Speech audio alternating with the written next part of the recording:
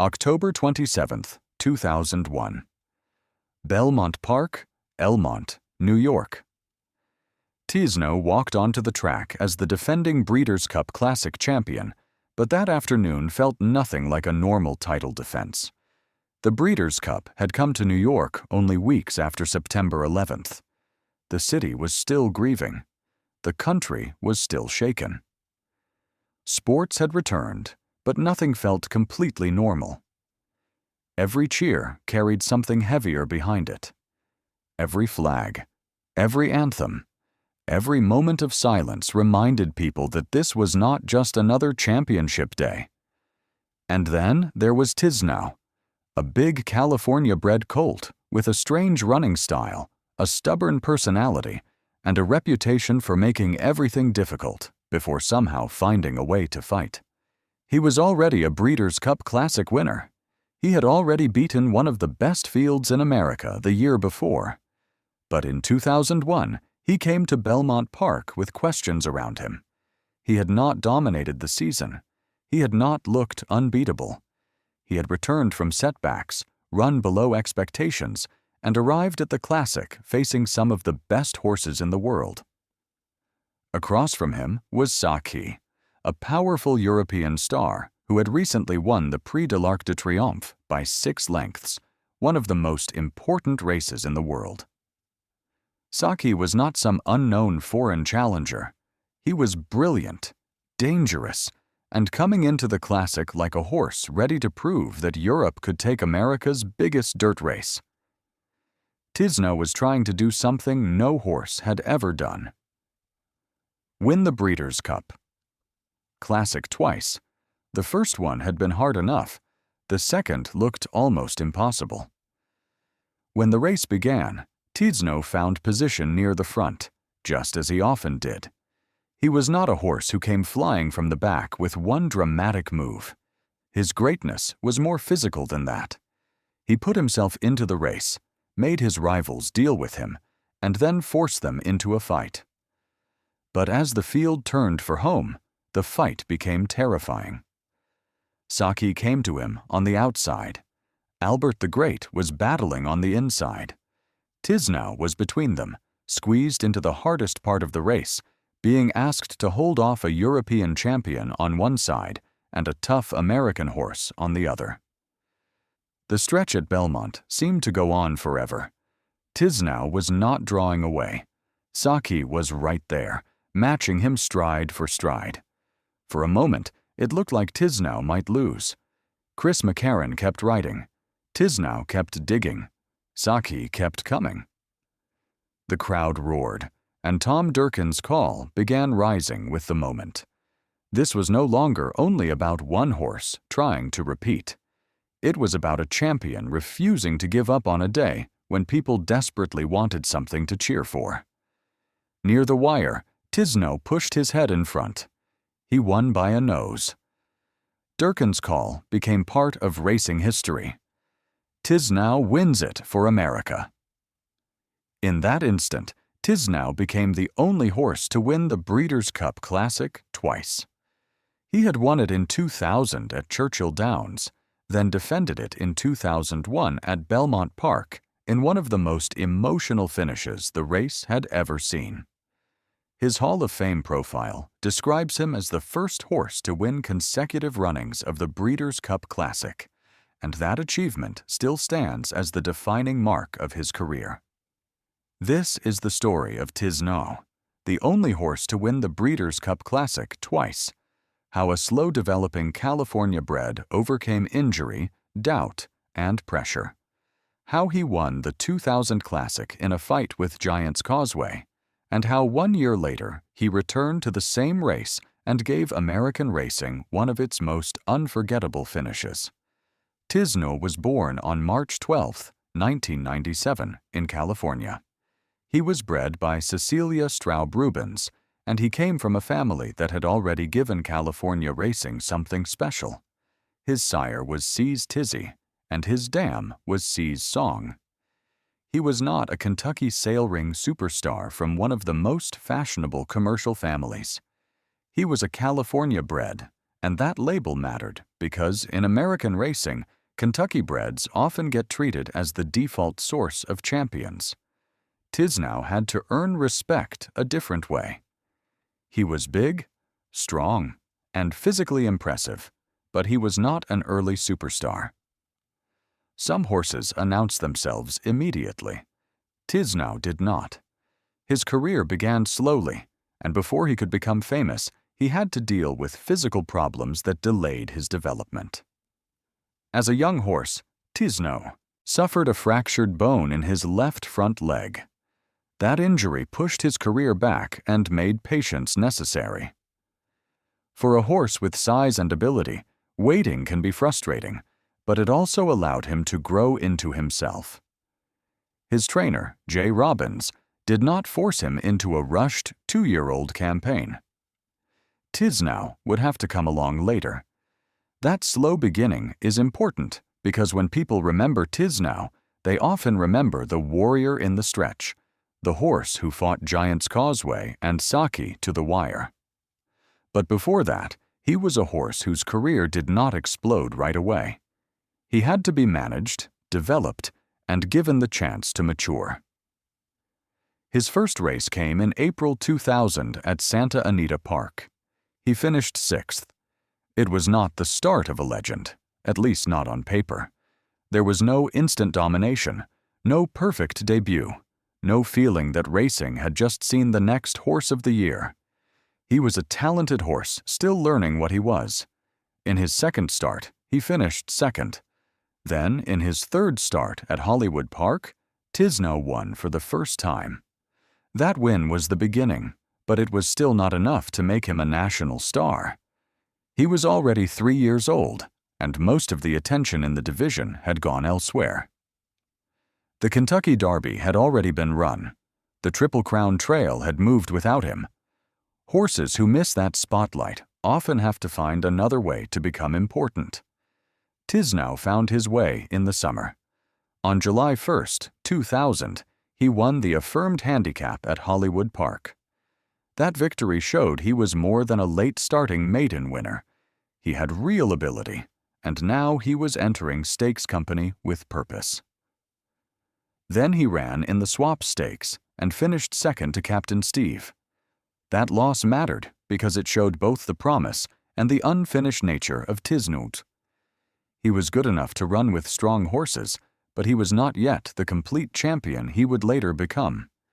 He still had to sharpen, still had to prove he could win the biggest races, still had to build the toughness that would define him.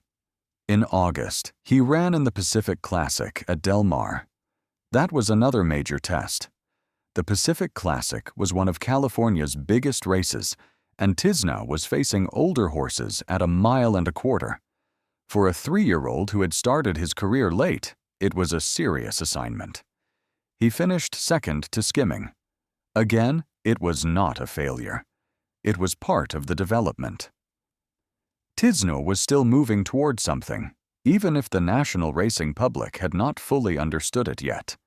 He was running against top competition and learning how to carry his strength around 2 turns. Then came the Super Derby at Louisiana Downs, September 30th, 2000. This was the race that began changing the way people saw him. Tiznow won decisively, showing that he was not just a California horse with potential. He was becoming one of the best 3-year-olds in the country. 2 weeks later, he ran in the Goodwood Breeders' Cup Handicap at Santa Anita. That race was important because it was his final prep for the Breeders' Cup Classic, and it came against older horses. If Tiznow wanted to be taken seriously in the Classic, he had to prove he could beat older competition. He did. He won the Goodwood and stamped himself as a major player for the Breeders' Cup. By the fall of 2000, Tiznow's season had changed completely. He had gone from a late-starting horse who missed the Triple Crown Trail to a serious Breeders' Cup Classic contender. But the Classic would be the toughest race of his life. November 4th, 2000. Churchill Downs, the Breeders' Cup Classic. The field was strong, and the pressure was heavy. Tiznow was representing the 3-year-old division, but he was facing horses with deeper resumes and more experience. One of the biggest threats was Giant's Causeway, a European star known for his toughness. Giant's Causeway had earned the nickname the Iron Horse because of his ability to fight through hard races and keep coming. That nickname would matter, because the 2000 Classic became exactly that kind of race. Tiznow went forward and put himself into the fight. He was not hiding.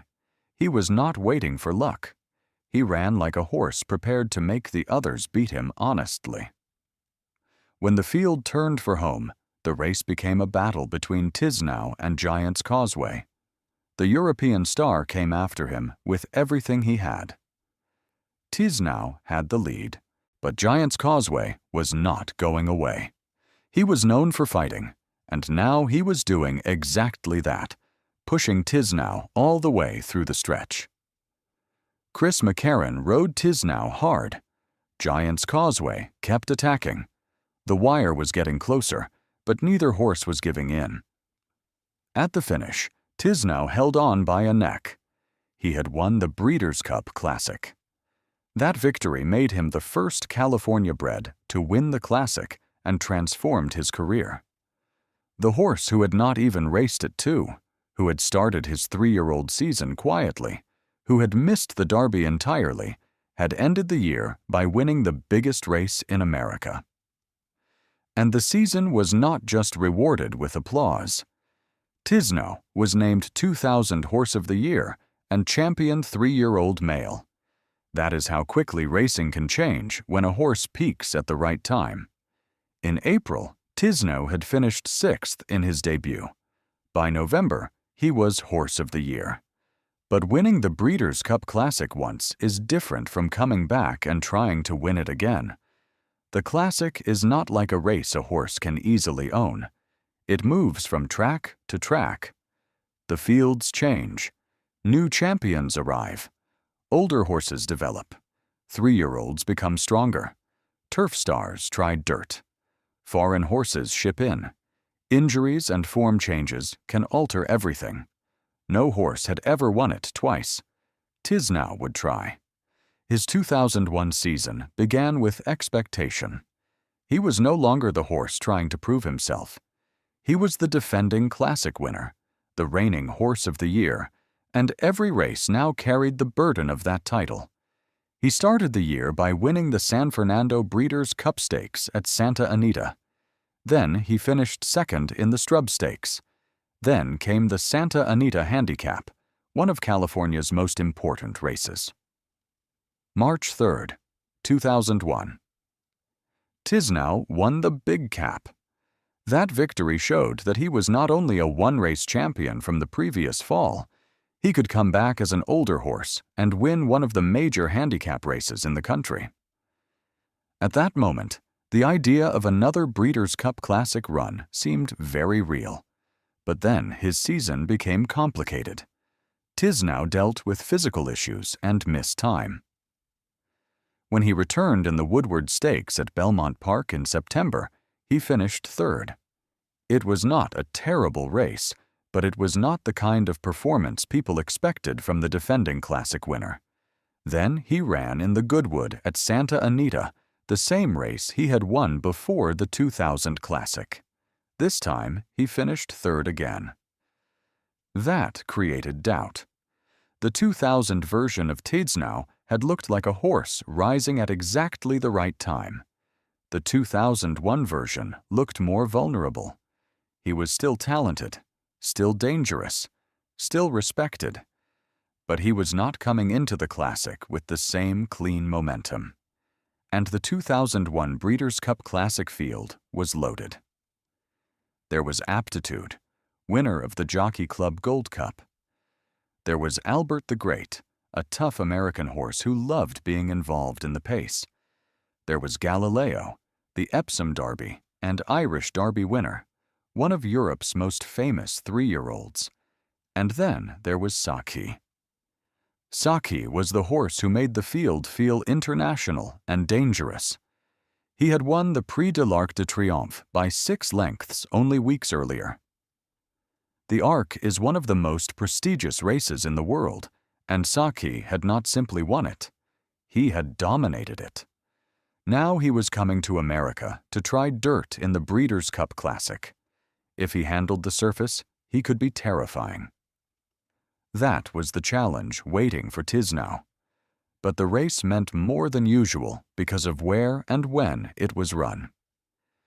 The 2001 Breeders' Cup was held at Belmont Park in New York, less than 7 weeks after the September 11th attacks. The towers had fallen only miles away. The grief was fresh.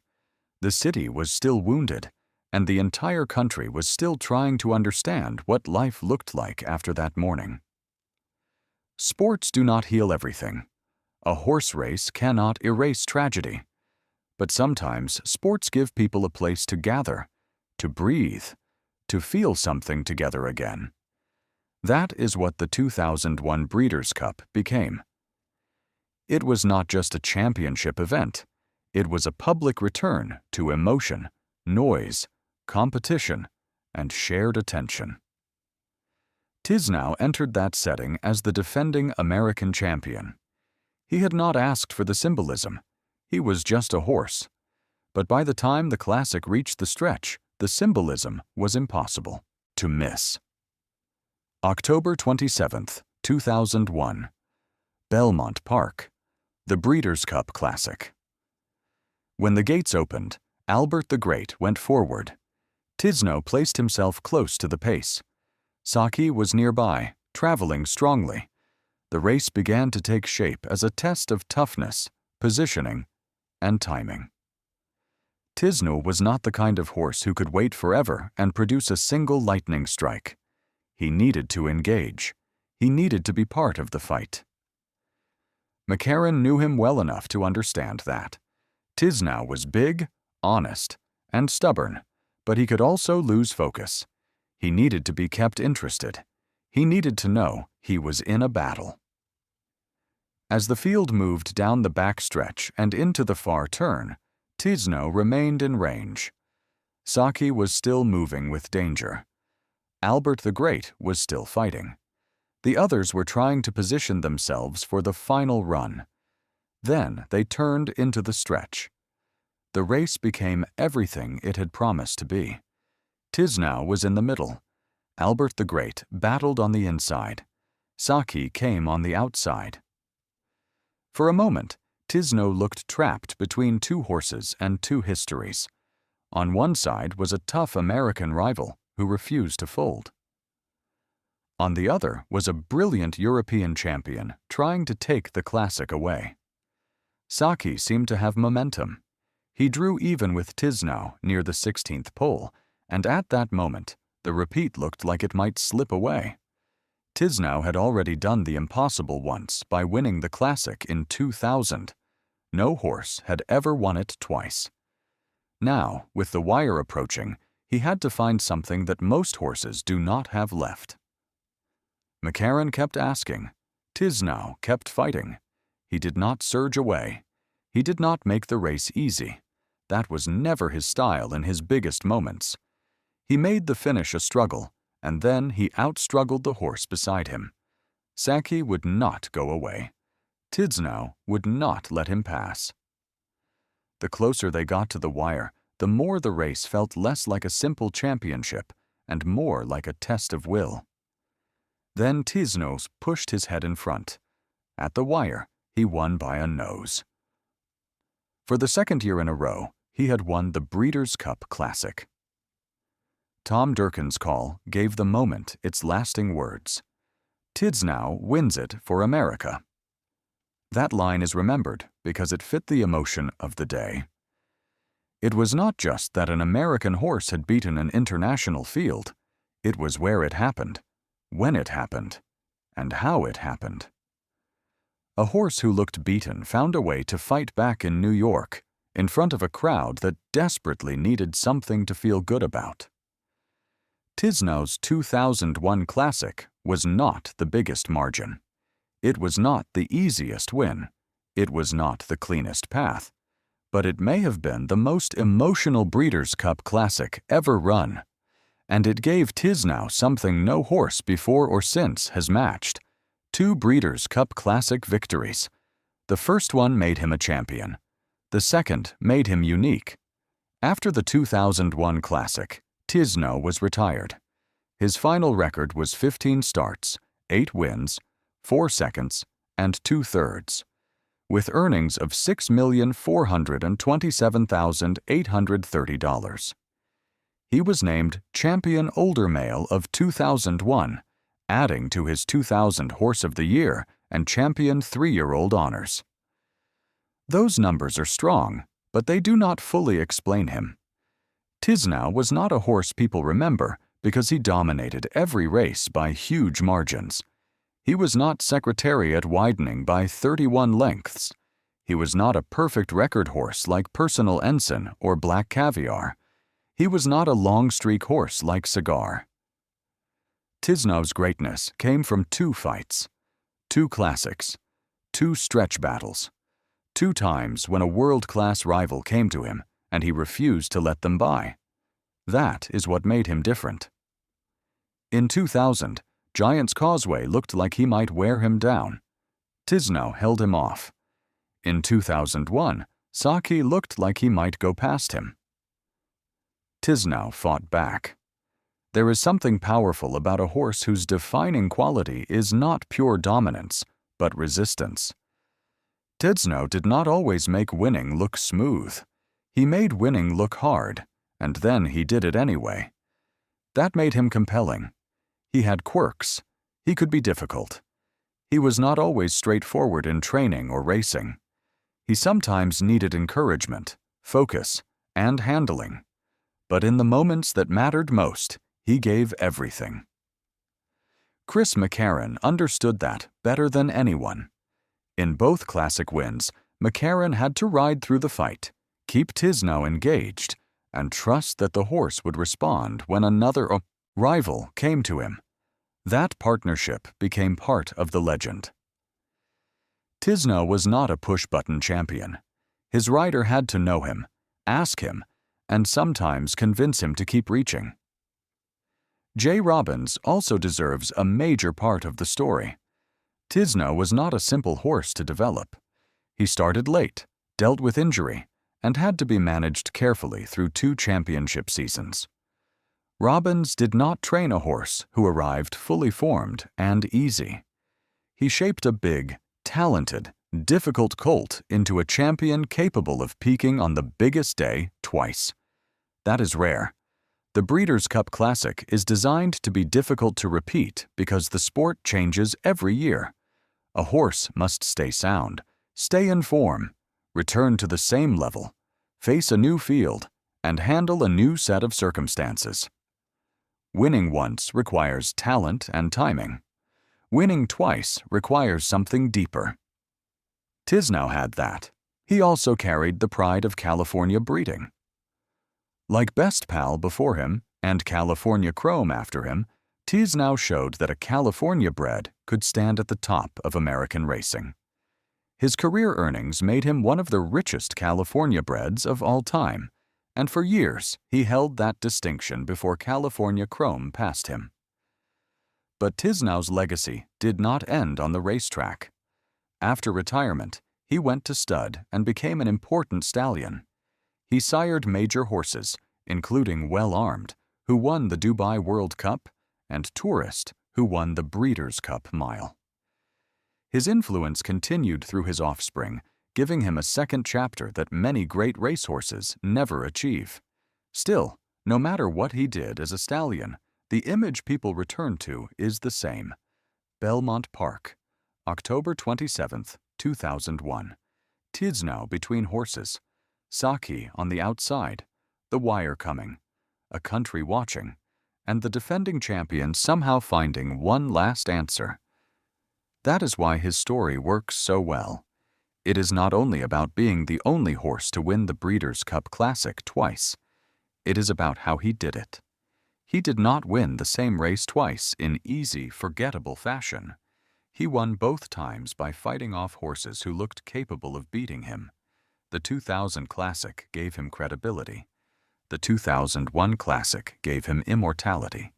If Tiznow had only won in 2000, he would still be remembered as a very good horse, a horse of the year, a classic winner, and a major California-bred champion.